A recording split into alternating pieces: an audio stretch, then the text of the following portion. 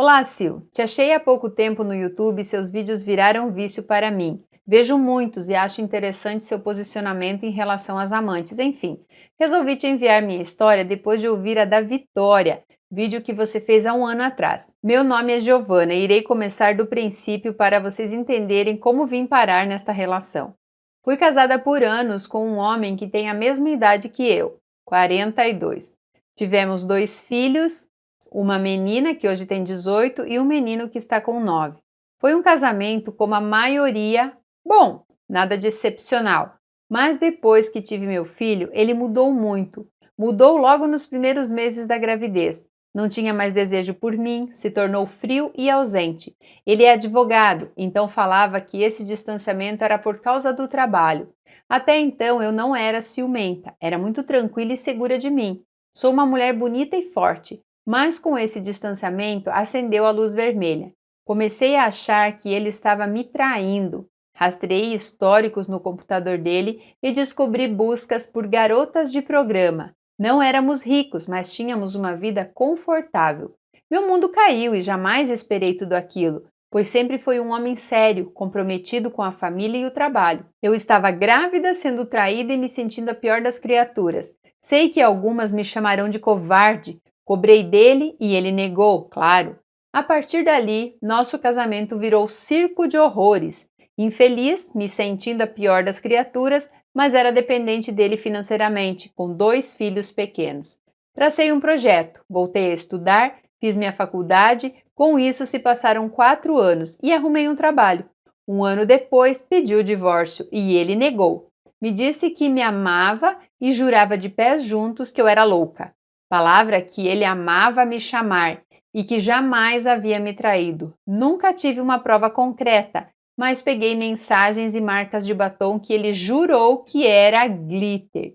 Enfim, nos separamos. No ano que se seguiu, ele me destruiu de todas as formas possíveis, se valendo da profissão dele, que me tirou a guarda do nosso filho mais novo, me deixou sem bem algum, me deixou devastada. E eu ganhava pouco no meu trabalho, não conseguia manter o básico, aluguel e comida.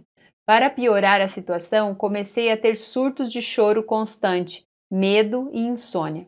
Procurei ajuda psicológica, estava com depressão e ansiedade. Acredito que já estava doente há muito tempo, mas explodiu com esses últimos acontecimentos. Foram 3 anos duros e sofridos de medicamento e terapia. No final de 3 anos, quando estava curada da depressão e da ansiedade, fui demitida. Afinal, estes 3 anos fiquei mais de licença do que trabalhei. Então me vi desempregada e sem ajuda nenhuma dele. Não conseguia arrumar trabalho. Gastei o dinheiro que tinha e vendi meu carro para não faltar nada em casa. Quando acabou tudo, entrei em desespero e coloquei um anúncio para fazer programa. Eu já não sabia mais o que fazer, pois não podia pedir ajuda nem para a família, pois estava devendo a eles já. Meu telefone tocou. Era meu primeiro cliente. Passei o endereço, ele veio até mim. Quando abri a porta, morrendo de nervoso, vi um homem bonito, bem vestido, cheiroso e mais nervoso do que eu. Ele entrou e começamos a conversar. Eu não sabia o que fazer, pois era o meu primeiro cliente. Enfim, passamos a primeira hora do programa conversando. Ele queria saber tudo da minha vida. Contei. Passado esse tempo, ele foi embora e nem transamos. Minutos depois, chegou uma mensagem dele dizendo que queria me ajudar e que aquilo não era vida para mim. Pediu o número da minha conta e depositou uma quantia razoável para eu me manter por 1 mês. Marcamos um almoço para o dia seguinte. Aí ele me contou que era casado há 16 anos e que tinha 2 filhos, um de 2. Ele tem 53 anos. Passamos a tarde em um motel. Ele era muito querido e eu me sentia bem ao lado dele. Nas semanas que se seguiram, nos víamos quase todos os dias. Ele muito reativo para falar da vida dele e eu não sabia nada nem sobrenome, mas também não tinha interesse. Depois de 2 meses comecei a trabalhar. Pensei que ele iria parar de me ajudar, mas não. Todo o 5º dia útil do mês o dinheiro estava na minha conta. Hoje faz 9 meses que estamos juntos. Com o tempo, ele foi se abrindo e falando da sua vida. Quando o conheci, ele era um homem triste, que a autoestima estava lá embaixo, se sentia velho e acabado. Ele mudou muito, parece até mais jovem. E ele diz que devolvia a alegria para a vida dele. Em todos esses meses, nunca pedi para que ele se separasse, mas ele tem me dito que tem vontade de fazer isso, porque a esposa é alcoólatra, e eu não sei se o quero como namorado ou marido. Tenho muito medo de passar novamente o que passei. Ele me ajuda em tudo e temos uma vida agradável graças a ele. Sil, eu nunca pedi para ele abandonar a família. Estou bem assim, na minha casa que ele me deu, amo ele e sei que ele me ama também, mas tenho medo e ele tem insistido nesse assunto. Não sei o que fazer. Caramba, gente, esta mulher tem mais sorte do que juízo. Primeiro, ela dá de cara com um marido advogado que a depenou igual uma galinha escaldada antes de fazer canja. Deixou ela sem nada, até sem filho. Cara, eu não consigo entender esse tipo de ser humano. Do homem, né? Tô falando do ex-marido. E aí ela, sem alternativa, pensa: vou ter que vender meu corpo. Porque o que eu vou fazer para comprar comida? Lembra, né, que eu falo algumas vezes aqui que normalmente as meninas viram garotas de programa porque não tem outra alternativa. E dá de cara com um homem e logo na primeira vez arruma um benfeitor. Agora, ela diz aqui que não sabe se quer ele como namorado ou como marido. Sim, você é amante, não é nem namorada, não é nem esposa. Eu acho que você tem que viver um dia de cada vez. Se você se sente bem na situação do jeitinho que tá, apenas deixe acontecer. Eu sempre falo aqui que eu não sou a favor de traição. Por quê? Porque traição sempre vai fazer alguém sofrer. Mas nesse caso aqui, não tem ninguém sofrendo. Pelo jeito, a outra lá do outro lado é alcoólatra, não tá nem aí pro marido. Se ele tá com homem, com mulher, com amante, com prostituta, ele não tá nem aí, porque ele ia sair com uma prostituta lá no começo, né? E aí a gente poderia falar assim: ah, tá, quis ter ela como amante para comer de graça, né? Não, ele continua ajudando. Cara, ele deu uma casa para ela, coisa que o pai dos filhos dela tirou dela só porque ela não quis mais ele. Ai, gente, como que pode um homem fazer um negócio desse só por causa do ego? Porque tá com o ego ferido, porque foi rejeitado, porque tá magoadinho. Caraca, a gente realmente não conhece quem tá do nosso lado. E eu entendo o medo que as pessoas têm hoje, porque é cada história.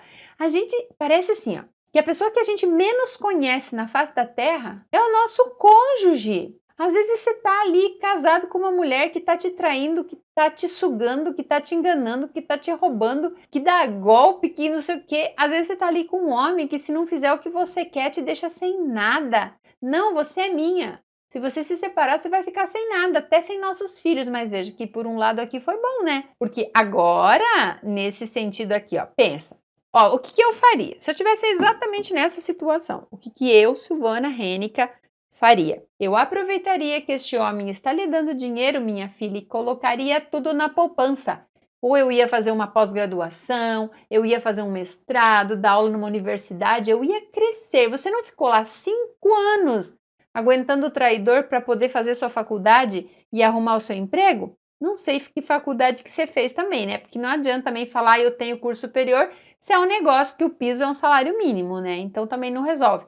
Mas eu sempre acho assim que quem tem curso superior tem a opção de entrar para um mestrado e começar a dar aula em universidade, que paga bem. Se a pessoa tem o dom para isso, e aí você entra na justiça, se você quiser, e pede a guarda do seu filho de volta. Aí você fala assim: senhor juiz, durante todo esse tempo eu ralei igual uma condenada para poder dar um lar decente para os meus filhos. E aí você pede seu filho de volta, se é isso que você quer, né? Se você acha que eles não estão sendo bem cuidados pelo pai.